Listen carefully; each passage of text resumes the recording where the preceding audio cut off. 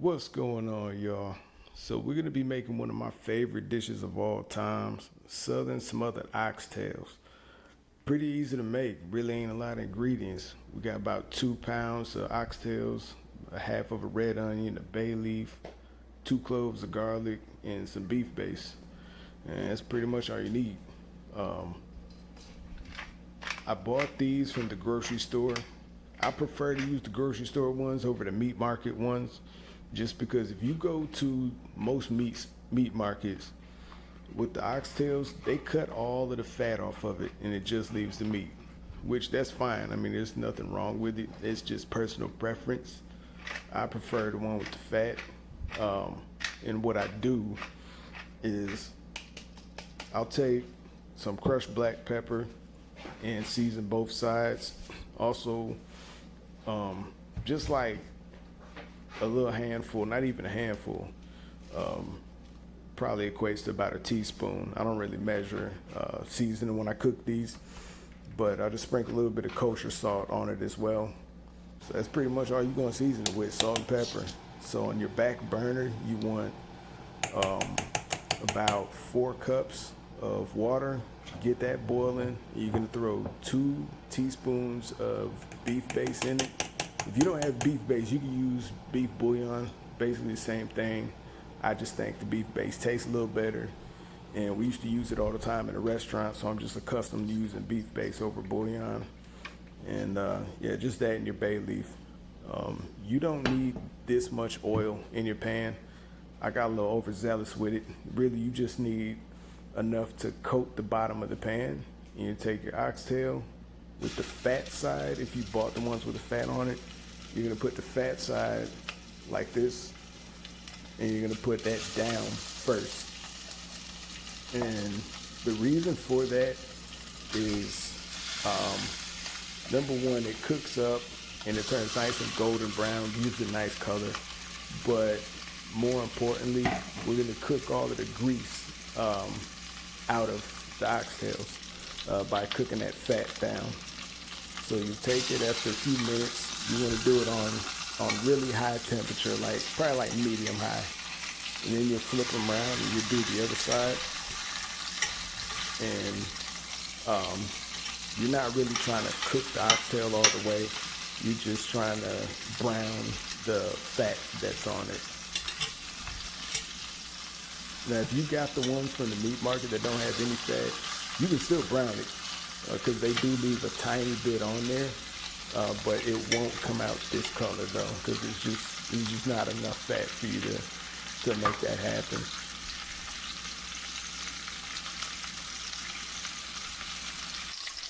So these are about ready to come out. We've cooked about all the fat out of there that we're gonna get. So you take a pair of tongs, snatch them out, throw them in a bowl, and just kind of sit them to the side for a minute.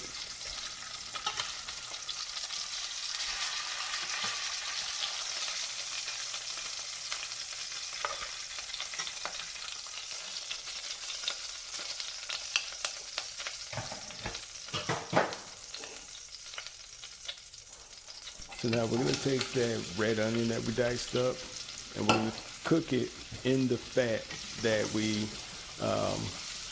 rendered down from the oxtail. Now you're not gonna cook it on the same temperature that you did the oxtails. You're gonna turn it down a little bit, probably down to medium, and you don't want to brown them. You just want to soften them a little bit, and just before they turn brown, when they're about this color, you're gonna take your 2 garlic cloves that are already minced up, throw those in there, give it a quick stir, and you're gonna take your liquid with the beef base or beef bouillon, whichever one you did, and you're gonna add it to this pan.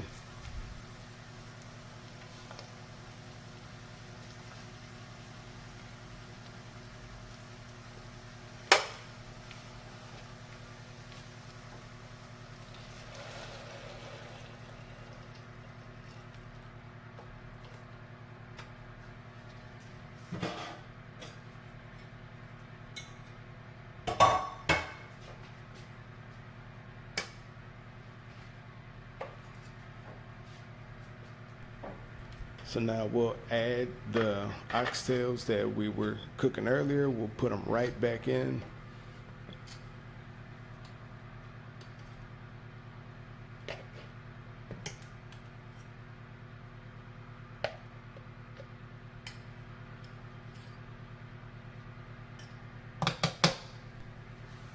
So at this point, we're gonna put a temperature on probably medium low, cover it, cook this for about 3.5 hours.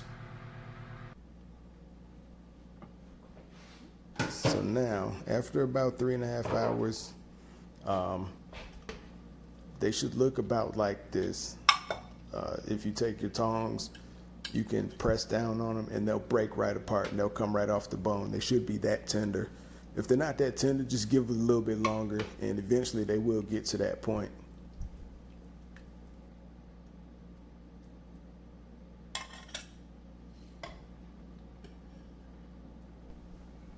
All right, so from here, pretty much we're just trying to separate all the liquids from the solids. So you have your oxtails, your onions and garlic and bay leaf all in one bowl or pot, and your liquids in another.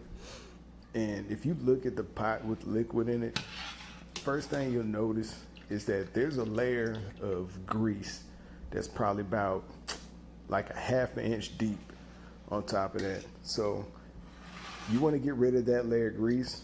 There's a few ways to go about this.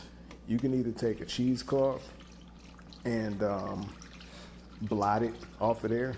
I mean, that takes a long time and it's a little tedious, to be honest.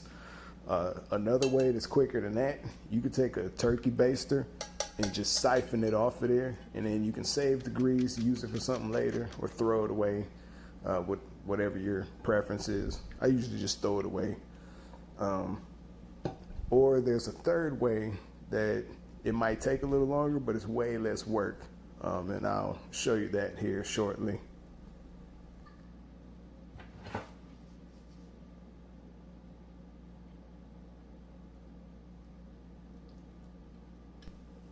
Now, the better way to separate these two, your liquids and solids, would have been to take your larger pot, put it in the sink, put like a bowl style strainer over the top of it, and then just pour your pot with everything that you just uncovered into that.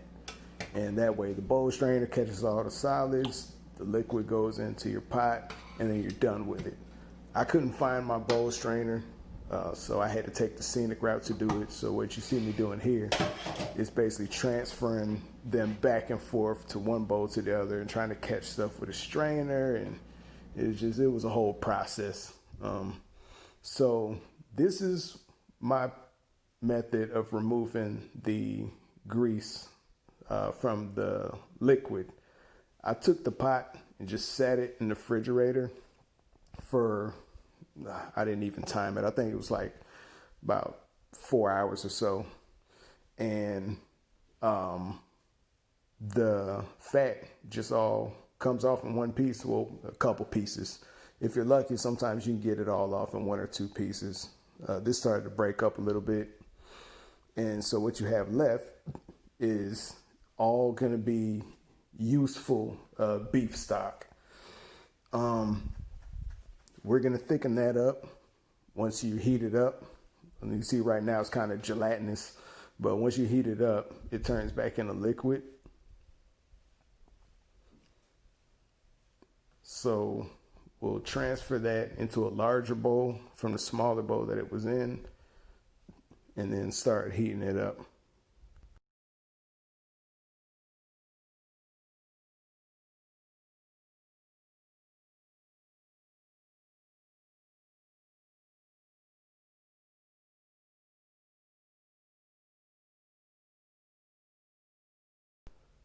So now we're going to thicken this up and turn it into a gravy. And to do that, we're going to use a roux.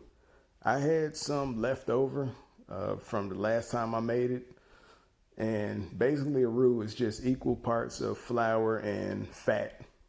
So I took flour and butter and I made a giant batch of it, and I keep it in the fridge, and I just pinch off of it and use it for different meals. I ended up using both chunks. I had like 2 chunks, it was probably about a couple tablespoons of roux, and I just added them in one at a time and whisked them until it comes out like this. And then we'll give it another whisk.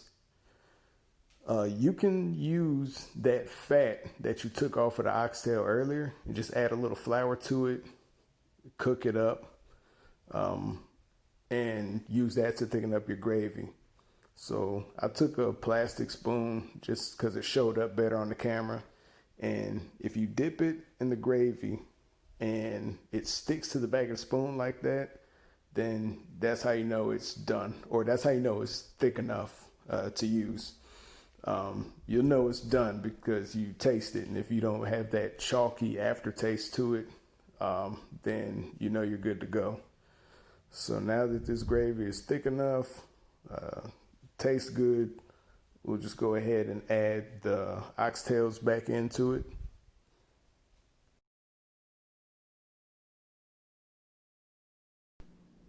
So now we're gonna add our oxtails back to the gravy. We're gonna turn the heat up a little bit, get everything back nice and hot, get ready to serve it. While you're reheating it, that's a good time to start your rice. Usually I serve mine with yellow rice. You can use whatever kind of rice you prefer. Another good thing to add to it, if you don't really want to put rice with it, is you can roast off some potatoes, or you can make mashed potatoes. It's really good that way since you've already got your brown gravy. Yeah, that tastes pretty good together. But my preference is usually going to be yellow rice. Super easy meal to make. Really not a lot of ingredients. And I hope y'all like it, man. Enjoy.